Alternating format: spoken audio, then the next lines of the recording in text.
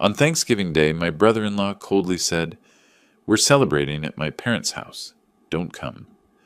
I didn't argue. I just went to an old friend's house where I was greeted with warmth, laughter, and luxury they couldn't even imagine. When I posted the photo, my phone exploded with calls. Because my friend is not just a friend, but someone who will expose their greed forever.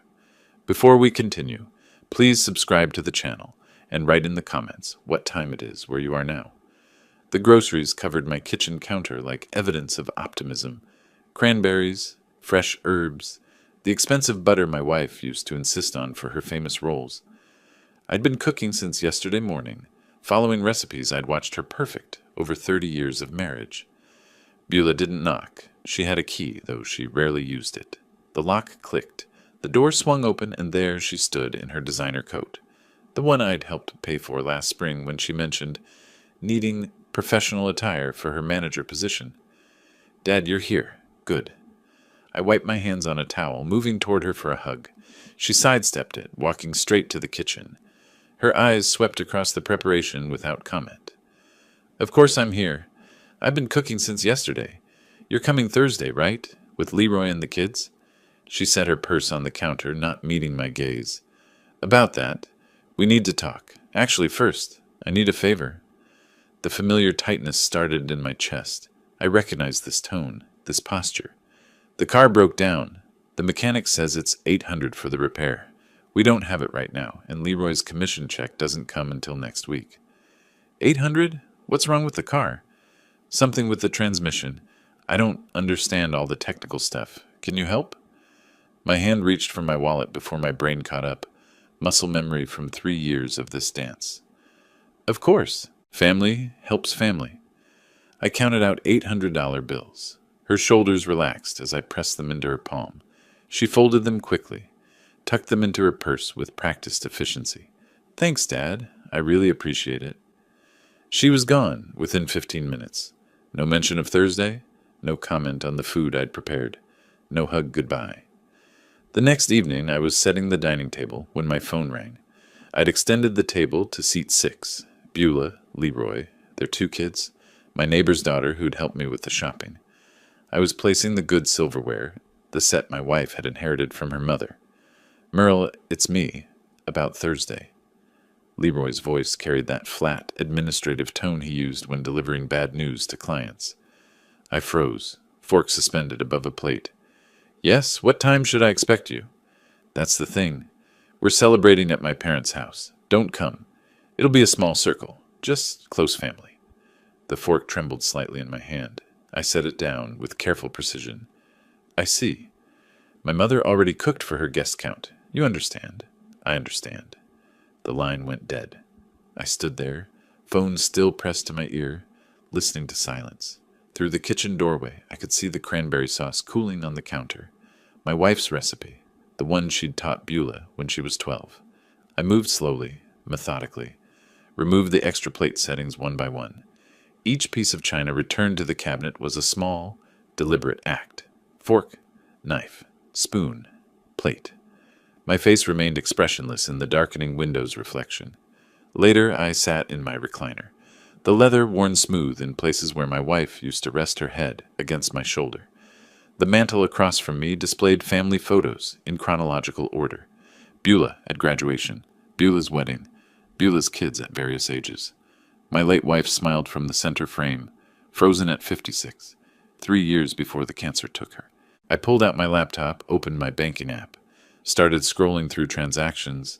The pattern emerged like a crime scene coming into focus under forensic light. March, 200, emergency medical bills. June, 2,800, roof repair. September, 3,500, Leroy's car accident deductible. November, 900, kids' dental work. 3 years of this, $47,000. Every request preceded by renewed contact. Every payment followed by weeks of silence. Close family, just close family. I said it aloud to the empty room, and the bitterness in my voice surprised me. My laugh came out sharp, unfamiliar. 3 years, $47,000. Every time she calls, I think this time will be different. This time she wants to see her father, not his wallet. I pulled up my call log, 5 incoming calls from Beulah this year. I checked my text messages. 3 texts. All requests or logistics, never conversation. I stood, walked to the hallway where more photos lined the wall, studied each one with the careful attention I used to give fire inspection reports. In this one, Beulah's birthday 3 years ago, her smile was radiant. That was right after I'd paid her car down payment. This one from Christmas 2 years ago, taken the week after I'd covered their mortgage payment when Leroy's commission got delayed. In every photo where she looked genuinely happy, there was a recent transaction. In the casual snapshots, family dinners from years ago when my wife was alive, Beulah's expression was different, present, real. I returned to the recliner as midnight approached. The house was too quiet. The food I'd prepared would spoil before I could eat it all. The dining table stood bare in the next room, a monument to rejected hospitality. But something had shifted. The hurt was still there, raw and immediate. Yet underneath it, something harder was forming, something cold and calculating. I'd spent 30 years as a fire captain, analyzing situations, making tactical decisions under pressure. If they only valued money, they needed to understand what they were losing. Not through confrontation. That would only make me look bitter, desperate. No, they needed to see what my life could be without them. What I could do with $47,000 a year when I wasn't pouring it into a bottomless well of ingratitude. The plan wasn't fully formed yet, but as I sat in the darkness, staring at those photos, I felt something I hadn't felt in 3 years. Purpose. Thanksgiving morning found me in the same chair, still wearing yesterday's clothes. I hadn't slept. Dawn crept through the windows, illuminating the dining table in the next room. 6 place settings last night, 0 this morning. The math of abandonment. Coffee went cold in my hand. I'd made it at some point, couldn't remember when. The prepared food sat in the refrigerator, sealed in containers that would never be opened. My wife's cranberry sauce, the herb butter for rolls, all of it pointless now. My phone lay face down on the side table. I'd placed it that way deliberately. Didn't want to see the screen. Didn't want to confirm that Beulah wouldn't call, wouldn't text, wouldn't acknowledge the casual cruelty of yesterday's exclusion. At 9:47, the phone buzzed. I almost let it ring through to voicemail.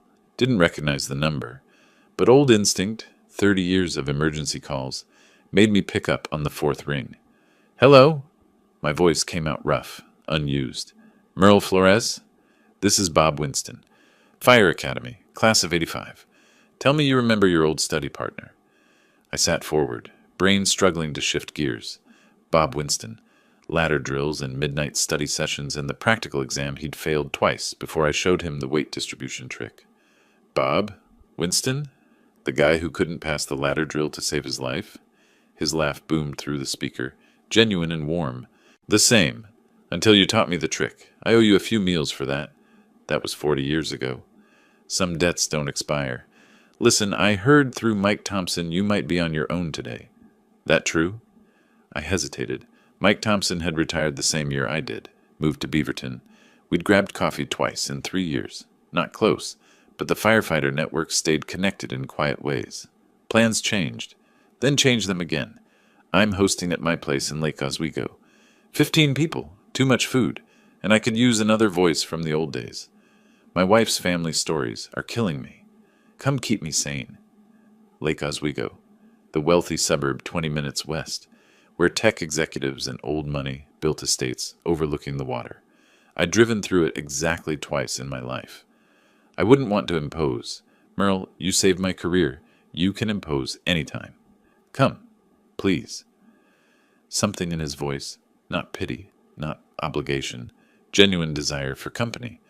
The contrast with yesterday's phone call was so sharp it nearly hurt. What time? 2 o'clock. I'll text you the address. And Merle, it's good to hear your voice. After he hung up, I sat motionless for another minute. Then I stood. The act of rising from that chair felt significant, like choosing action over paralysis. The shower water ran hot against my shoulders. I stood straighter under the spray, felt muscles respond, shaved carefully, trimmed my beard with the precision I used to apply to inspection reports. In the mirror, I looked like myself again, not the hollowed-out version who'd spent the night in that chair. I chose a good shirt, dark blue, still crisp. Beulah had given it to me 2 Christmases ago, I realized as I buttoned it. The irony almost made me change. But no, I'd keep it on. Let it remind me of the pattern. Walking toward the door, I paused at the hallway photo wall. 23 pictures arranged chronologically. I examined each one systematically, the way I used to review incident reports for patterns. This one, Beulah's 33rd birthday, her smile bright, arms around me. That was the weekend after I'd covered her car down payment. $3,000. This one, Christmas 2 years ago. She's laughing, holding up a present. That was the week I'd paid their delayed mortgage. $2,800. This one, last summer's barbecue, one of the rare times they'd visited. Beulah looks happy. I checked my banking app. Yes, June 20th. Right after I'd transferred $1,900 for emergency dental work for the kids. My finger traced the timeline. Every genuine smile coincided with recent money. In the older photos from when my wife was alive, Beulah's expressions were different, present, engaged. Those were taken before she learned to see me as an ATM. I grabbed my keys, walked to my car, backed out of the driveway without looking toward the kitchen, toward all that wasted preparation. The drive to Lake Oswego took 30 minutes. I headed west on Highway 26, past the Sylvan exit where Beulah's neighborhood sprawled in cookie-cutter rows. Didn't even glance that direction. My hands gripped the steering wheel firmly, eyes forward. Traffic was light, most people already at their destinations, gathered around tables with family who actually wanted them there. Bob built 12 restaurants, I said aloud to the empty car. Mike Thompson had mentioned it in passing last year, talking about academy classmates who'd done well. Worth millions, Mike said, and he wants my company, not my cash. Wants stories, not bank transfers. The landscape changed as I drove.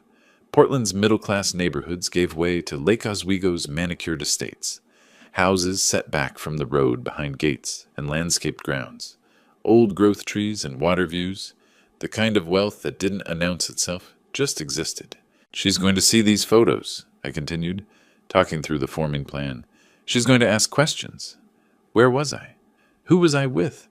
Why didn't I invite her? My jaw tightened as the strategy crystallized. Not revenge through confrontation. Not cutting her off completely. That would make me look bitter, wounded. No, something subtler. Show her a life she's not part of. Show her what money can buy when it's not being drained away in $800 increments. Let her wonder. Let her calculate what she's missing. Let her see her father living well, comfortable, connected, enjoying the fruits of his retirement, without needing her at all. The GPS announced my exit. I turned onto a tree-lined street where houses sat on acre lots, each one a statement of arrived success. Bob's place would be impressive, I realized, and that was perfect, because Beulah was going to see the photos. She monitored my sparse social media. I'd noticed her likes, her occasional comments designed to maintain the illusion of connection. She was going to see me at this dinner, and she was going to realize exactly what she'd traded away. The GPS guided me through streets where homes sat behind gates and landscaped walls. Each turn revealed another statement of wealth, modern glass structures, renovated craftsman estates, properties that commanded views of the Willamette River Valley. This wasn't firefighter retirement money. This was success. Bob's address brought me to wrought iron gates with a security camera and intercom. I pressed the button, heard a crackle. "Merle! Finally!" Bob's voice boomed through the speaker. The gates swung inward. I drove through, parking between a Tesla and a Mercedes SUV. The house rose before me, 3 stories of contemporary architecture, floor-to-ceiling windows, a terrace overlooking the valley. I sat in my car for a moment, hands on the wheel, and took a breath. Bob opened the door before I reached it. He extended his hand formally, then pulled me into an embrace. I stiffened, unused to genuine affection after 3 years of transactional hellos. But his grip was firm, real. I found myself relaxing into it. "Look at you. You haven't aged a day since the academy." "You're lying, but I appreciate it. This place, Bob. The restaurant's paid off. Come in. Sarah's been cooking since yesterday. She's excited to meet the man who saved my career. I just taught you the ladder drill. You taught me not to quit. That's worth more than any drill." Sarah Winston appeared in the foyer, elegant in a simple dress, her smile warm without calculation. She took my hand in both of hers. Bob talks about you constantly. The friend who wouldn't let him fail. Welcome. The house opened around us. Hardwood floors, exposed beams, that massive window wall framing the valley view. 15 people moved through the space. Conversations flowing, wine glasses catching light, children's laughter from somewhere upstairs. This was what Thanksgiving was supposed to feel like. Dinner happened around a long table set with crystal and china. I found myself seated between a woman who ran a tech startup and a man who owned commercial properties. Real conversations emerged, not small talk, not polite noise. 30 years as a fire captain, the businessman said. What was the worst call you ever took? I paused, felt the old weight settle. The ones where we arrived too late. Those stay with you. His wife leaned forward. I can't imagine carrying that. How do you process it? You remember why you did it. The saves matter more than the losses. Eventually, Bob's voice carried down the table. Merle saved more than anyone in our district. 3 commendations. Tell them about the apartment complex fire in '98. I told the story. Bob interjected with details, laughing about how I'd taught him everything. The table listened, actually listened, engaged with the narrative, asked follow-up questions. Nobody checked their phones, nobody glanced at watches. After the meal, Bob led me to the terrace. The Portland skyline glittered miles away, lights spreading across the valley like scattered stars. The November air bit cold but clear. You need a picture, Sarah appeared with her phone. Get together. The city lights are perfect tonight. Merle, humor her. She documents everything. I'm not exactly photogenic these days. Nonsense. You look like a fire captain should. Tough and reliable. Get over here. Bob's arm settled around my shoulders. I stood straight, chin up. Sarah moved around us, finding angles. Perfect, she called. Bob spoke quietly, his voice meant only for me. Thank you for coming today. I meant it when I said I owe you. You don't owe me anything. I owe you everything. That ladder drill day, I was ready to quit. You saw something in me I didn't see in myself. Now look. He gestured at the house, the view, the life he'd built. This exists because you wouldn't let me fail. Home by 9, the quiet wrapped around me differently than it had that morning. I sat in my recliner, pulled out my phone, found the best photos Sarah had taken. Bob and me grinning like academy recruits, the city lights blazing behind us. I opened Facebook, uploaded the image, typed carefully. Thanksgiving with old friends. Thanks, Bob, for reminding me what real family looks like. My finger hovered over post. I read the caption again, thought about Beulah seeing it, about the calculations that would follow. Then I pressed the button. I set the phone face down on the side table, made tea, let it steep while I stared at the dark window, seeing my reflection instead of the street beyond. 20 minutes passed before I picked up the phone again. The screen exploded with notifications. 17 text messages, 3 missed calls, all from Beulah. I scrolled through the messages slowly, watching the progression. Dad? You at someone's house? That place looks expensive. Where is that? Dad, who is Bob Winston? I looked him up. He owns restaurants. Why didn't you tell me you had wealthy friends? This is important. Call me. We need to talk about this. This changes things. I set the phone down, picked up my tea, took a sip. The liquid had gone cold, but I drank it anyway. The phone rang. Beulah. I let it ring 4 times before answering. Finally! Where were you today? I've been trying to reach you. I can see that. 17 messages. That house? Whose house is that? It looks like a mansion. Bob Winston's, an old friend from the fire academy. I looked him up online. He owns 12 restaurants. Dad? Why didn't you tell me you knew people like this? You never asked about my friends. You ask about money. Silence stretched between us. I heard Leroy's voice in the background. Let me talk to him. This is important, Dad. These are connections. I'm going to bed, Beulah. It's been a long day. I hung up, turned off the phone completely. In the darkness, I smiled. I turned the phone back on the next morning. It took 3 minutes for the notifications to load. 23 new messages, 7 missed calls, 4 voicemails, all from Beulah and Leroy. I made coffee first. took my time with breakfast, then scrolled through the accumulation. Beulah's texts had evolved overnight. The early ones maintained a veneer of concern. "Dad, are you okay? Just want to make sure you're safe." By 2 a.m. the mask had slipped. "We should discuss your social circle. These connections could benefit the whole family." At 10:15 my phone rang. "Leroy." I answered on the fourth ring. "Merle, hey, it's me. Saw your post. Interesting place your friend has." "Yes." "So, Bob Winston. Beulah says he's in the restaurant business. Pretty successful, looks like. He works hard. Built everything himself." "That's impressive. You two close, like, do you see him often, or why does that matter, Leroy?" Pause. I could hear him recalculating. "Just wondering. You know, family should know about your social circle, especially when it includes people of significance." "Significance? Financial significance. I mean, 12 restaurants. That's serious wealth. Estate planning territory." There it was, not even subtle. I walked to my window, looked out at my modest street, while Leroy continued talking about family interests and keeping everyone in the loop. "I need to go, Leroy." "Wait, just when can we get together? Coffee? Lunch? We should catch up properly." "I'll let you know." I hung up before he could respond. The pattern continued. Friday, 4 calls, 11 texts.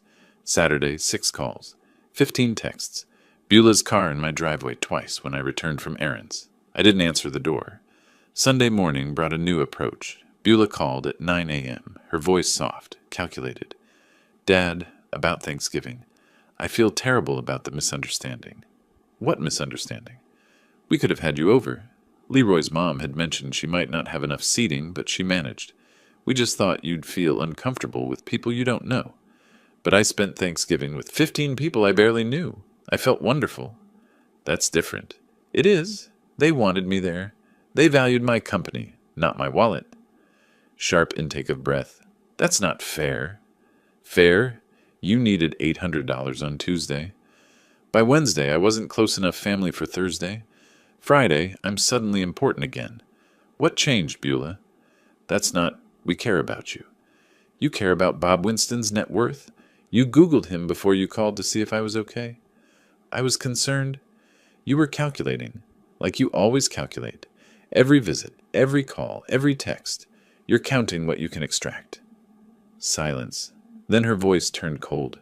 "You're being cruel." "I'm being honest. For the first time in 3 years, I'm being honest." I ended the call, sat in my recliner, staring at the family photos on the mantel. Same photos I'd studied days ago, seeing the pattern emerge. Now I saw something else, a timeline of my own enabling, my own willingness to be used because I was terrified of losing the only family I had left. But I'd already lost them. That loss happened years ago when my wife died and the buffer between us dissolved. I'd just been too desperate to see it. Monday morning, I sat at my computer, opened a search window, typed, "Estate Planning Attorney, Portland." Reviews appeared. I read carefully, making notes on a legal pad. Patricia Morrison, 15 years experience, specializing in complex estates and will modifications. Her testimonials mentioned protecting assets and ensuring proper inheritance distribution. I dialed her office at 10 a.m. "Morrison Estate Law, how can I help you?" "I need to schedule a consultation regarding estate planning and will modification." "Of course. May I ask what prompted this decision?" "I need to ensure my assets go where they're appreciated." Brief pause. The receptionist's voice warmed with understanding. "I see. We have an opening tomorrow at 2 p.m. Would that work?" "Perfect. I'll bring all relevant financial documents." "Excellent. Ms. Morrison will look forward to meeting you, Mr. Flores, Merle Flores." After hanging up, I pulled out my filing cabinet. Bank statements, investment portfolios, property deeds, insurance policies. Everything organized meticulously. The fire captain in me never left. I spread the documents across my dining table, reviewing the numbers. Retirement pension, $4,200 monthly. Social Security, $2,100 monthly. Investment accounts, $340,000. Home value, $425,000. Paid off. Life insurance, $500,000. Total estate value, approximately $1,265 million.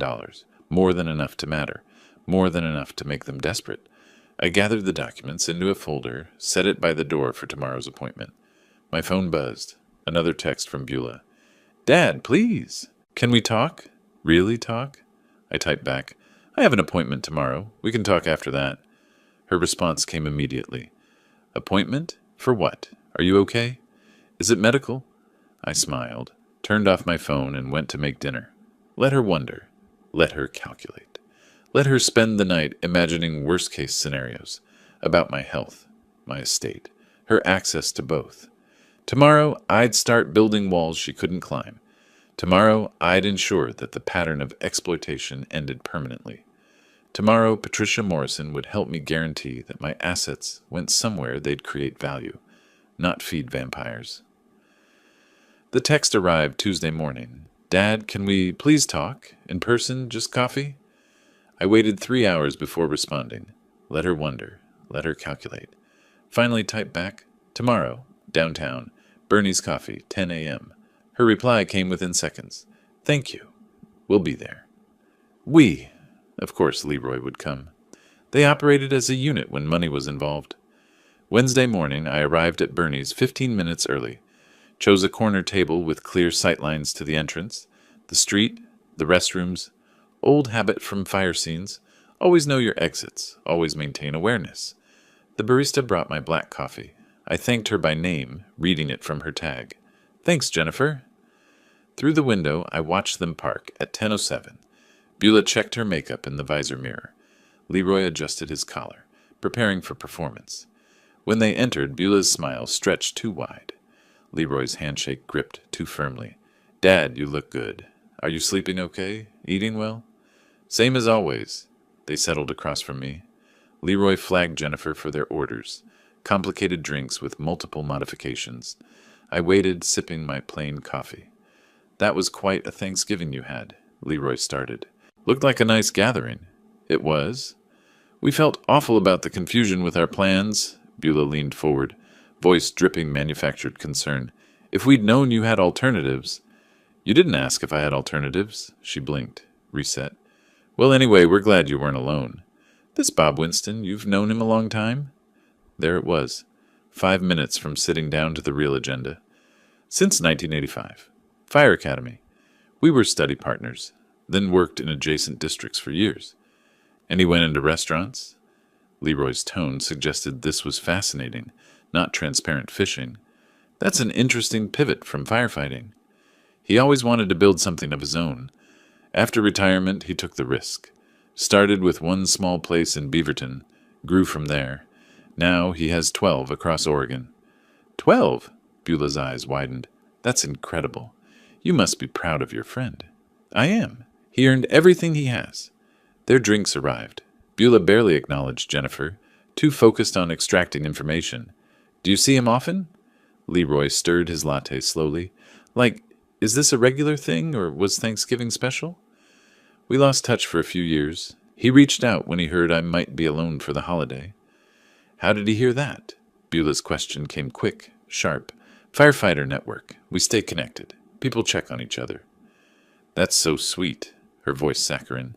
You never mentioned you had such successful friends, Dad. You never asked about my friends. You ask about money. There's a difference. Silence dropped like a curtain. Beulah's fingers tightened around her cup. Leroy's jaw worked. Come on, Merle. Leroy attempted humor, his salesman's recovery. You can't blame us for being curious about the mansion photos. Curious about what exactly?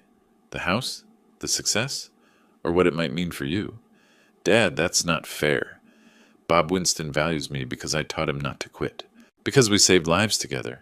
Because we're friends. I leaned forward slightly. Not because of what I can give him. Maybe you should think about what you value. Beulah's face flushed. Leroy's forced smile evaporated. I stood. Placed exact change on the table for my coffee plus tip. Not a penny more. I need to go. I have an appointment tomorrow that requires preparation. What appointment? Beulah's voice rose slightly. Is everything okay? Everything's fine. I'm handling some personal business. What kind of business? Leroy stood too, blocking my path slightly.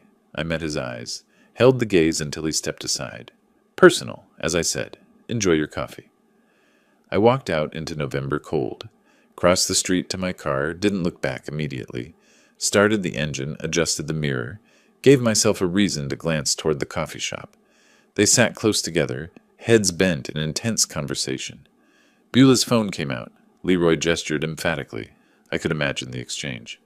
Personal business? What does that mean? I don't know, but if he has friends with that kind of money? I pulled into traffic, headed home. Let them calculate. Let them Google Bob's net worth, his properties, his success. Let them wonder what other assets their father might have, what other wealthy friends might be in his circle. Because tomorrow, I'd start building walls they could never breach. Tomorrow, I'd ensure their greed met a locked door with no key. The appointment with Patricia Morrison wasn't just about protecting my money. It was about reclaiming agency. They'd spent 3 years treating me like a resource to be mined. Tomorrow, I'd become granite. Back home, I laid out the documents again. Bank statements, text message screenshots, social media posts. The evidence of systematic exploitation. 3 years of emergencies that were never emergencies, just sophisticated theft dressed as family need. I'd present this to Patricia not as complaints, but as facts. Not as emotions, but as data. Tomorrow would be the first concrete step in ensuring my legacy went somewhere it mattered. Somewhere it would create value, not enable vampires. Patricia Morrison's office occupied the 12th floor of a downtown Portland building with views of the Willamette River. I arrived 20 minutes early, manila folder squared on my lap, waiting room chair positioned where I could see both the elevator and the office entrance. Other clients came and went. A young couple, relieved expressions. An older woman, tissue crumpled in her hand. At 1:53, the receptionist called my name. "Mr. Flores, Ms. Morrison will see you now." Patricia's office was professional warmth. Law books lining shelves, framed Oregon bar certificate, family photos showing her with adult children, genuine smiles in those pictures, arms around each other, the kind of family that functioned. She stood, extended her hand. Firm grip, direct eye contact. "Mr. Flores, thank you for coming in. Please sit. Your initial call mentioned estate planning and will modification. What's prompted this decision?" I set the folder on her desk, but didn't open it yet. I need to ensure my assets go to people and organizations that value what I've built. I see. Has something specific happened? I've had a revelation about who values me versus who values my wallet. She nodded slowly, settling into her chair. That's more common than you might think. Tell me more.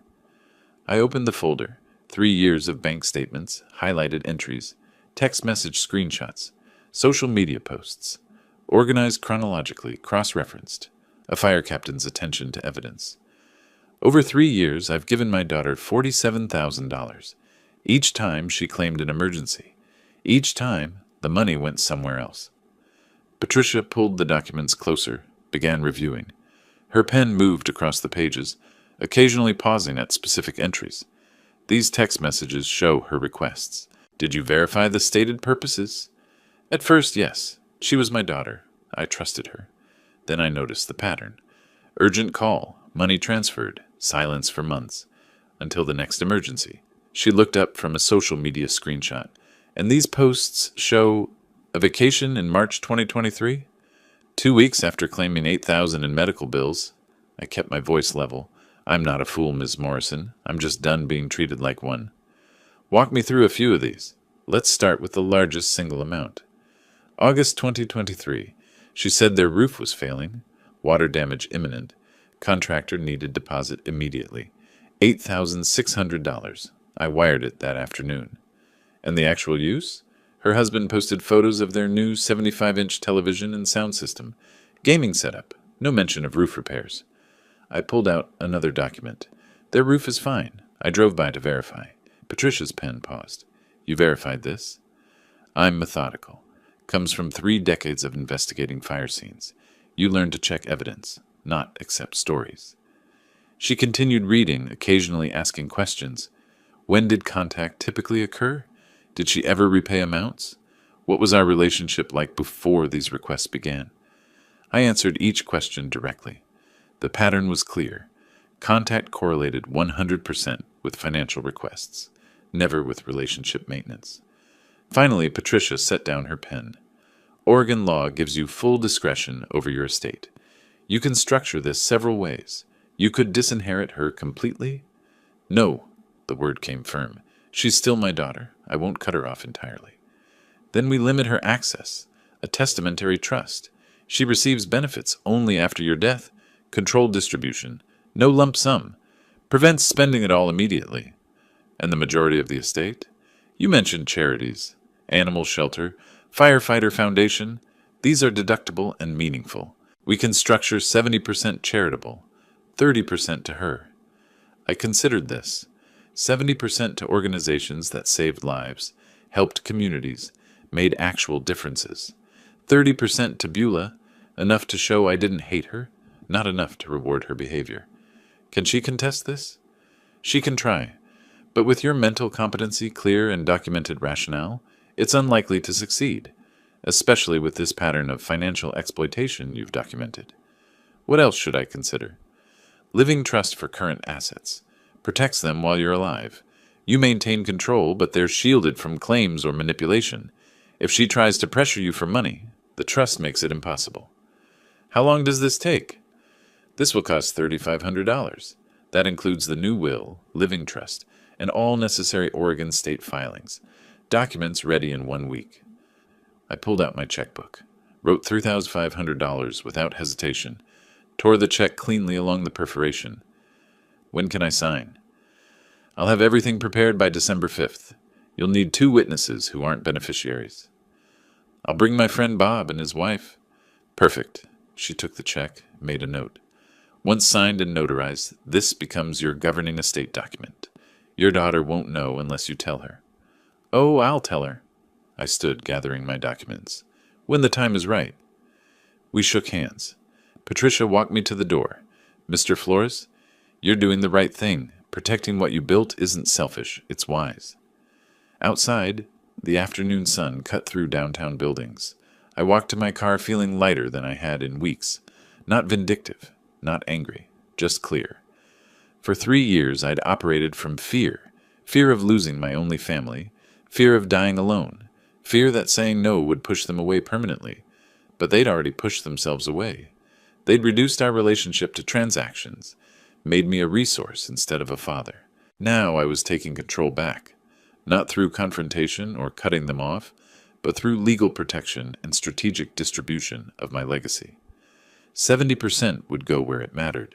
30% would be enough. December 5th couldn't come fast enough. The next 3 days passed quietly.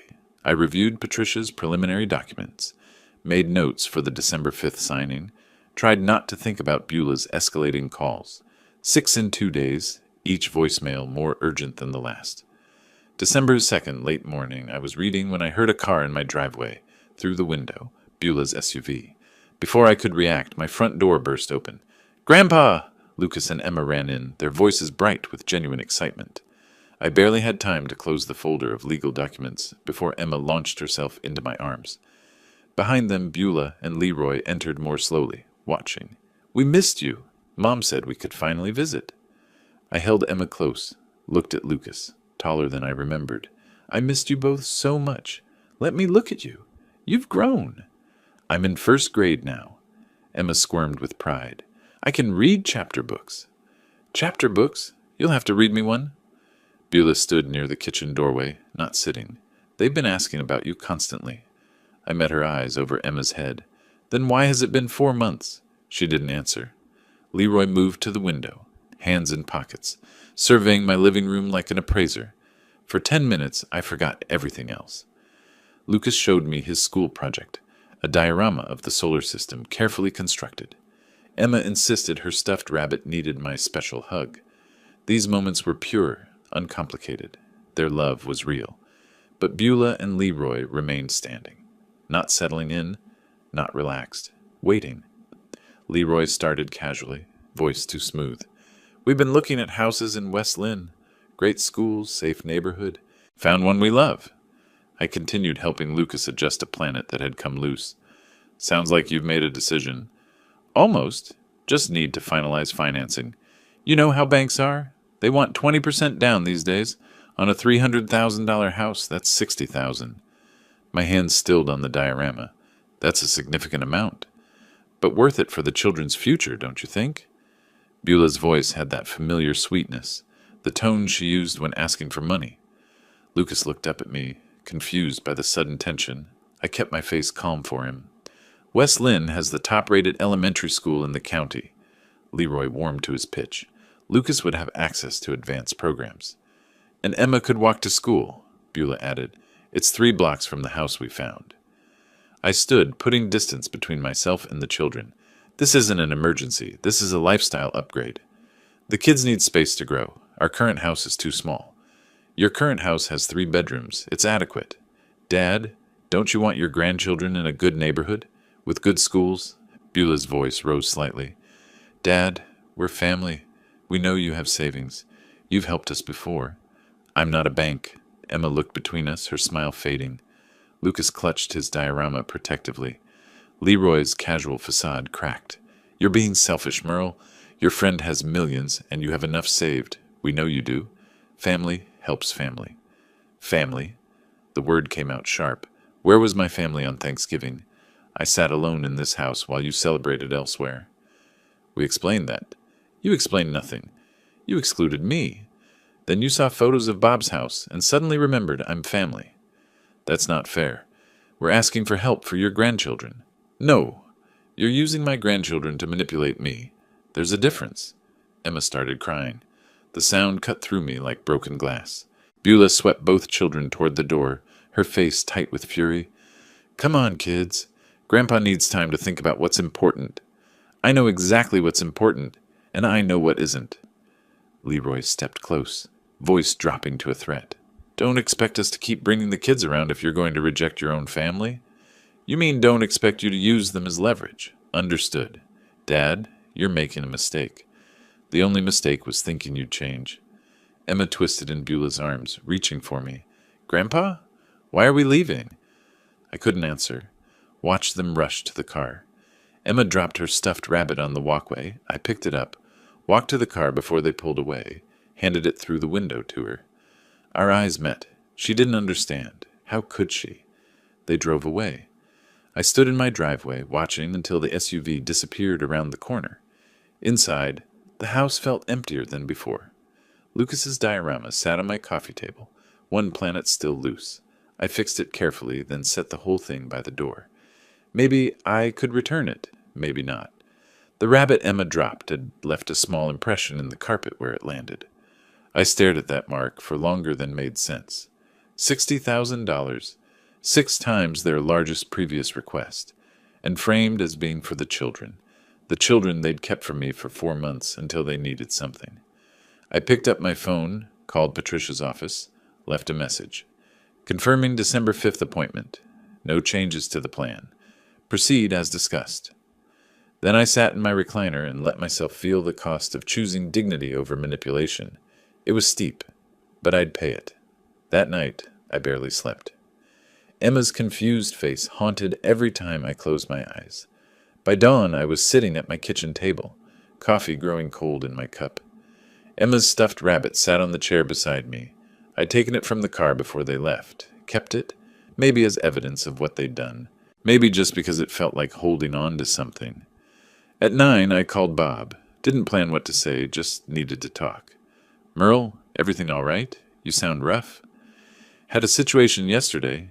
Need to get out of my head. Want to talk about it? Not yet. Need to do something useful first. Pause then.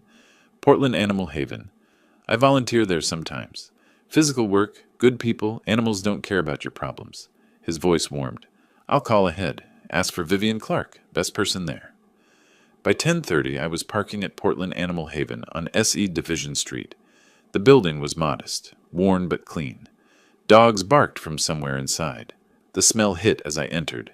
Animals, cleaning products, kibble. Reminded me of the firehouse somehow. Organized chaos with purpose. The coordinator greeted me warmly. Bob called. Welcome. Let me find Vivian. She led me through kennels to a quiet corner where a woman sat on the floor with an elderly Labrador. Silver hair pulled back, practical clothes, hands gentle on the dog's graying muzzle. Vivian, this is Merle, Bob's friend. The woman looked up, Warm eyes, laugh lines. You're Merle? Bob called about you. Welcome. She stood smoothly. Ever worked with dogs before? Not formally. Always wanted one, but fire department schedule made it difficult. You were a firefighter. She studied me with open interest, not calculation. Then you know about staying calm in chaos. Perfect temperament for this work. This is Duke. He's 14 and nervous around men. Let's see if we can change his mind. I crouched, slowly. Duke watched me, uncertain. Hey there, old man. I know how it feels when people give up on you. Vivian's glance sharpened. Yes, I imagine you do. We worked for 3 hours. The tasks were simple. Feeding, cleaning, walking dogs who pulled too hard or hardly pulled at all. Vivian moved with practiced efficiency, explaining each animal's story without sentiment. Duke's been here 3 months. Owner went into assisted living. Family didn't want an old dog. People treat them like they're disposable once they're no longer convenient. Not just dogs, unfortunately. She looked at me sideways. I've learned that older beings, people or animals, get discarded when they're seen as burdens instead of beings with value. Sounds like you've had some experience with that. Enough to recognize it in others. We developed an easy rhythm. She demonstrated proper leash handling for an anxious terrier. I followed her lead, movements careful. When the dog relaxed, she smiled. Approval without words. During a break, we sat on a bench outside. She offered me half her sandwich. I accepted. We ate in companionable silence, watching a volunteer play with puppies in the yard. She didn't fill the quiet with chatter. After 15 minutes, she asked softly, You okay? I don't mean generally. I mean today. The directness caught me off guard. Family issues. She nodded once. Coffee after our shift? Sometimes talking helps. The coffee shop was 2 blocks away. Same one where I'd met Beulah, but this felt entirely different. No calculation, no performance. So, Vivian stirred her coffee. Family issues. Want to be more specific, or should we talk about the weather? I laughed despite myself. Direct. I appreciate that. Life's short, particularly at our age. My hands wrapped around the mug, easier to look at coffee than her face. My daughter and son-in-law see me as a funding source. Yesterday they brought my grandchildren, first time in months, to leverage me into giving them $60,000. Ouch! Did you give it to them? No, I refused, and they left angry, taking the kids. Good. I looked up. Good? You're not wrong to want respect. Money doesn't make you valuable. She leaned forward slightly. Your time, your care, your presence, that's what matters.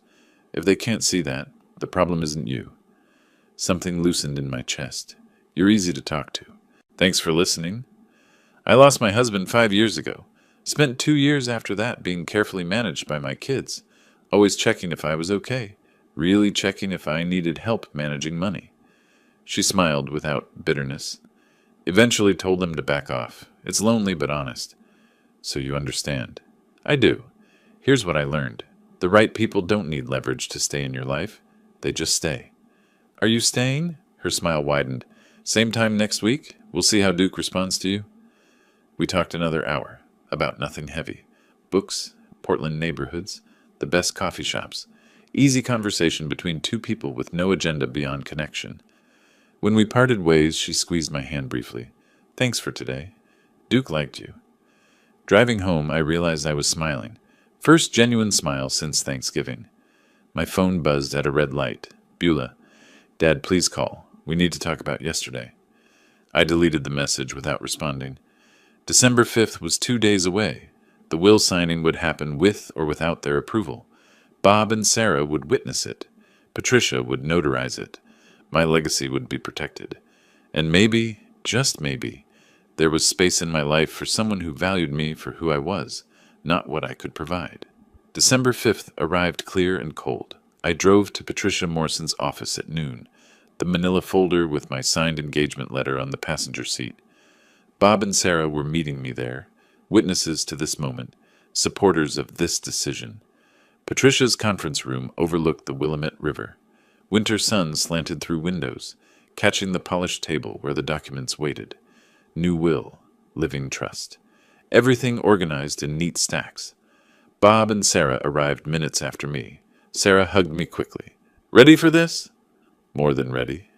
Patricia entered with her notary, spread the documents before me. Mr. Flores, do you understand that this will supersede all previous testamentary documents? I understand completely. And you're making these decisions of your own free will without coercion? This is the first truly free decision I've made regarding my estate in years. She walked me through each section: the charitable designations, Portland Animal Haven, Oregon Firefighters Burn Institute, 70% of everything, the testamentary trust for Beulah, 30%, controlled distribution, no lump sum, the living trust protecting current assets from manipulation or pressure. I signed each page deliberately, my initials where required.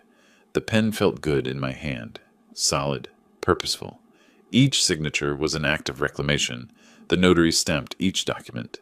The sound satisfied something deep in me. Final, binding, protected. Patricia shook my hand. Your estate is now protected according to your wishes. Bob clasped my shoulder. Proud of you, brother. I'm learning from the best. We stopped for coffee afterward, the three of us. Bob raised his cup. To protecting what matters. I touched my cup to his, then Sarah's. Simple gesture. Profound meaning. How do you feel? Sarah asked gently. I considered. Like I just put out a fire that's been burning for 3 years. That evening I called Beulah. Kept my voice steady, neutral. I need to speak with you and Leroy tomorrow morning. 10 o'clock, my house. It's important. What's this about, Dad? Is everything okay? Everything's fine. I've made some decisions about my estate that you need to know about. Your estate? Dad, what are you talking about? Tomorrow, face to face. It's not a conversation for the phone. She tried pressing. I deflected. Eventually, she agreed. December 6th morning, I arranged the living room deliberately. 2 chairs facing mine, distance established. 2 manila folders on the coffee table, copies of the new estate documents. Coffee made but not offered. They arrived at 10 sharp. Unusual punctuality, suggesting anxiety. Dad. Beulah's smile was uncertain. Leroy nodded, hands in pockets, eyes scanning my living room like he was appraising it. Sit, please. I gestured to the chairs. I've made changes to my will. You need to understand what they mean. I slid the folders across the coffee table. Measured movement, controlled. Open them. Read page 3, section 2. Beulah opened hers first. I watched comprehension dawn. Her hand trembled slightly, turning pages. I've revised my will. The majority of my assets, 70%, will go to charitable organizations upon my death. What? She looked up, eyes wide. Dad, you can't be serious. The remaining 30% is designated for you, Beulah, but you'll receive it only after my death, through a controlled trust. No advances, no loans, no early access. Leroy's face darkened. Merle, this is ridiculous. We're your family. Exactly. You're my family. Yet for 3 years you've treated me like a bank. $47,000 in emergencies that were actually lifestyle upgrades. Dad, this isn't fair. That money should stay in the family. Fair? The word came out sharp. You excluded me from Thanksgiving dinner. Then you saw Bob's house and suddenly I was family again. That's not family. That's calculation. We explained that. You explained nothing. You lied. Bob reminded me what real relationships look like. They're not built on transactions. Leroy leaned forward. Your rich friend's been filling your head with ideas. Bob values me for who I am. Can you say the same? Silence. Heavy. Damning. Leroy stood abruptly. Fine. Don't expect to see your grandchildren again. Ever. Something settled in me. Final. Clear. I'll see them when they're old enough to understand manipulation and choose for themselves. Until then, they're safer not learning your values. Beulah's voice rose. Dad, you're making a terrible mistake. No, the mistake was enabling your behavior for 3 years. I'm correcting it now. I stood, facing them both. Live your lives. Build your marriage on something other than my money. Or don't. That's your choice. You'll regret this. Leroy's voice dropped to a threat. The only thing I regret is not doing it sooner. They left the folders on the coffee table. Too angry to take them. The door slammed behind them. I didn't move immediately. Listened to their car start, drive away. Watched through the window as the street returned to quiet. picked up the folders they'd abandoned, filed them carefully in my desk drawer. Done. Not triumph, not victory, just peace. December 8th, I arrived at Portland Animal Haven carrying 2 coffees. Learned Vivian's order. Oat milk latte, no sugar. She was already there, working with Duke. The old lab's tail wagged when he saw me now. You brought coffee. She accepted the cup. Genuine smile. I could get used to this. Consider it payment for putting up with a grumpy retired firefighter. You're not grumpy. Thoughtful, maybe. Quiet, but not grumpy. Give it time. I intend to. We worked side by side for 3 hours. I'd learned which tasks suited me. Lifting feed bags, repairing kennel latches, the physical work my body remembered from firefighting years. Vivian managed the emotional labor, coaxing anxious dogs toward trust. During a break, sitting on the bench outside, she asked carefully, "How did your serious family conversation go?" I showed them the new will, told them most of my estate goes to charity. They weren't pleased. I imagine not. How do you feel about it? Lighter, like I've been carrying weight I didn't realize was there. Good weight to shed. The best part? I don't feel guilty. For the first time, I don't feel guilty for protecting myself. She nodded slowly, understanding in her eyes. Walking to our cars after our shift, I stopped. Turned to face her fully, hands in pockets. Nervous habit I thought I'd outgrown. Vivian, I'd like to see you outside the shelter, properly. Dinner, conversation, seeing where this leads, if you're interested. She studied my face, seeing past the words to the vulnerability beneath. I was wondering when you'd ask. I'm out of practice. Might be rusty at this. That makes 2 of us. How about Friday? There's an Italian place on Hawthorne I've been wanting to try. Italian on Hawthorne. Friday at 7? It's a date. December 10th, I retrieved my mail. Among bills and advertisements, a handwritten envelope. Beulah's familiar script. I made coffee before opening it. Needed fortification. The letter was different. No manipulation, no requests. Just raw honesty that made my throat tight. Dad, I've had time to think about everything you said. You were right. I let Leroy convince me you owed us. That family meant automatic access to your money. I forgot you were my father, not my funding source. I'm sorry. No conditions. Just sorry. If you're willing, I'd like to try rebuilding our relationship without money between us. I understand if you're not ready. I'll wait. Love, Beulah. I read it twice, then picked up my phone. I got your letter? Her voice shook. Dad, I didn't know if you'd call. I almost didn't, but I read it twice. You took responsibility. That's new. I've had time to think about what you said, about how I've treated you. You were right. I'm willing to try rebuilding, but on new terms. Respect, not obligation. Relationship, not transaction. Yes, whatever it takes. I want my father back, not my bank, my father. Then let's start there. Small steps. Coffee next week? I'd like that. Her voice caught. Thank you for giving me another chance. After we hung up, I sat with the letter for a long moment. Hope and caution balanced carefully. She'd have to prove the change was real, but I was willing to let her try. That evening, Bob called. Christmas dinner at our place, December 25th. Bring Vivian. Sarah wants to meet her. You sure? Merle, you're family, the kind that matters. And if Vivian makes you smile like you did at Thanksgiving, she's family too. Friday came. Dinner with Vivian at the Italian place. Checked tablecloths, good wine, easy conversation. We talked about books, Portland neighborhoods, our adult children's complicated lives, laughed at shared observations about aging, about starting over at 60-something. She told me about her late husband. I told her about my wife. We spoke of them with love, without dwelling. They'd want us to move forward. Walking her to her car, I asked, would you come to Christmas dinner at Bob's house? Meeting the friends already? But her eyes were warm. They're good people. I'd like you to know them. Then yes, I'd like that. The shelter approved my application to adopt Duke. December 15th, I brought him home. 13-year-old dog nobody else wanted. He settled into my house like he'd always belonged there. December 8th evening, that night after asking Vivian to dinner, we'd sat on my back porch. She'd come over after the shelter for coffee. Duke lay between us, content. Winter sunset painted the sky orange, then purple, over Portland's skyline. City lights began appearing as daylight faded. I spent weeks thinking I was getting revenge, I said quietly. What was it then? Remembering my worth. I thought, if I gave enough, did enough, I'd earn their love. But it doesn't work that way. No, it doesn't. Some people will only ever value what you can give them. Money, things, access. But the right people? They pay with something better.